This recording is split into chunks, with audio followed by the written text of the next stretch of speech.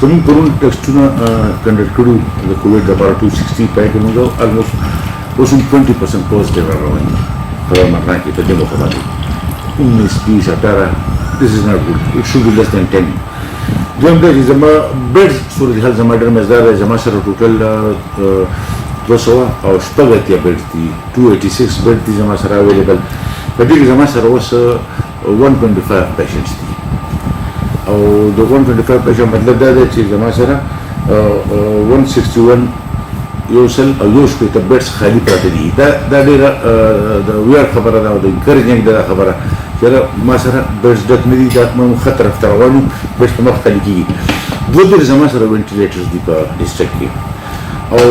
الحمدلله چې وینټیلیټرز خالي دي یعنې زموږ سره یو هم داسې پیشنټ نشته چې په وینټیلیټر پروت دي ځکه دا بالکل هغه اخري سلګو والي دلته اوس 15 شپاړس کوم مریضان دي د هغې حالات ښه نه دي خو په وینټیلیټر باندې هېڅ کوم نشته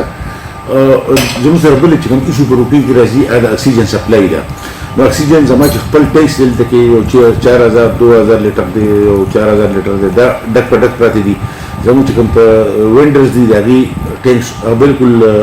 فل دي ما سره 576 1500 او شپږ اویا سلنډر زیاتې دي نو هغه زه لګیا یم زه نور ډسټرکټو ته سپلای کوم او نن انشاءالله سپلای شوي دي بلکې اوسه پورې نو ما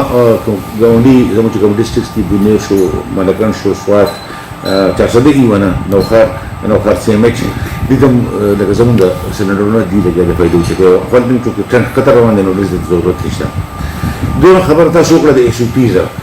دا څه پته چې نن اخرنۍ ورځ ده چې کوم نیشن وایډ چې کوم لاک ډاون دی د هغې نن اخرنۍ ورځ ده هغه نن ماښام 12 بجې به ختم شي سبا نه به موږ پراپر د ایس او پي سره بزنسونو په اجازه ورکوو چې نارمل لایف راشي خو څه شرایط دي پکې زموږ نن موږ د ان سی یو سی د فیډرل ګورنمنټ پالیسي وه چې نن موږ ټرانسپورټ آزاد کړی دی په ټرانسپورټ ازادي ورکوو زموږ دوه شرطونه دي چې دا د نیشنل پالیسي مطابق دي دا دا اولنی شرط دا دی چې ماسک واچوي چې کوم ډرایوري کلنډري یا چې کوم سورلی دی هغوی به ماسک نه بغیر ګاډي ته نه پرېږدي دویمه دا چې موږ به دا میک شور کوو چې نیمې سورلی به د وړو چې د خلکو منځ کې لږ د فاصلې لکه په فلایر کوچ کې روټي کې هلته رواج دی 4 کسان کې موږ دوه کړي چې په یو سیټ باندې به 2 کسان دي په یو هینډ په بل هینډ منځ کې به یې خالي ساتو چې دوی باندې لږ لري یو ماسک به اچولی وي او په اډه کې چې ډېر هم شکرانو زیات اډه خپل سټاف ته دی به سینیټایزر هم ساتي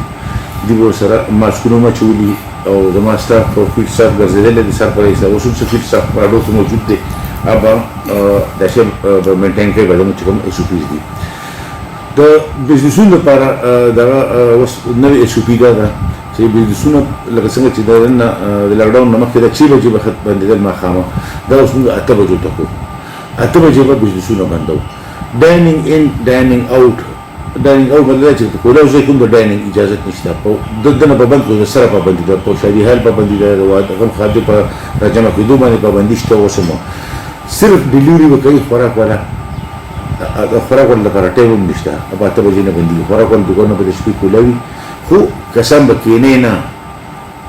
ان سپاټ ډایننګ به نه کېږي او ټیک اوې یا ډیلیوري یا ای کامرس چې کوم په ټلیفون باندې خلک ډیلیوري غواړي یا په دې فوډ پاینټ وغیره باندې چې کوم اپس دي په دې باندې غواړي دا به اجازه دي دنه په ځکه به موقع کې نه اجازه کوي